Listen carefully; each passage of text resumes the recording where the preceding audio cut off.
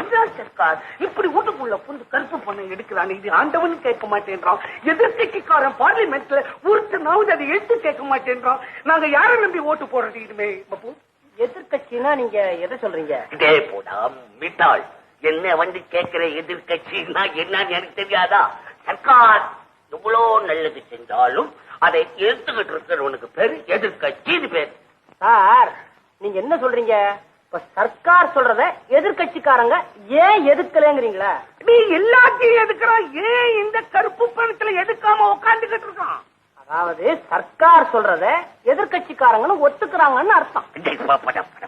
சர்க்கார் செய்யறத ஒத்துக்கிறதுக்கு பேரு எதிர்கட்சியா? என்ன பேச்சு பேசுறேடா பப்பூன்.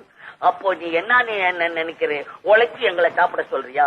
உழைச்சி சாப்பிட்டு எவனாவது உருப்பிட்டு இருக்கானா? அவன் ஏதாவது பணம் சேர்க்க முடியுமா? எங்களுக்கு பகவான் மண்டையில பெரிய மிளை கொடுத்திருக்கிறோம். அதை வச்சுக்கிட்டு நாங்க என்னென்னமோ டெலிகேஸ் பண்ணி சம்பாதிச்சு நிறைய எக்கச்சக்கமா வச்சிருக்கிறோம். அதை போய் கருப்பு பண்ணணும்னு பூந்து உள்ள வந்து பிடிக்கிறான்னு நியாயமா? அப்ப பணக்காரன் எதிர்காலம் என்ன ஆமா? அவன் கதி என்ன?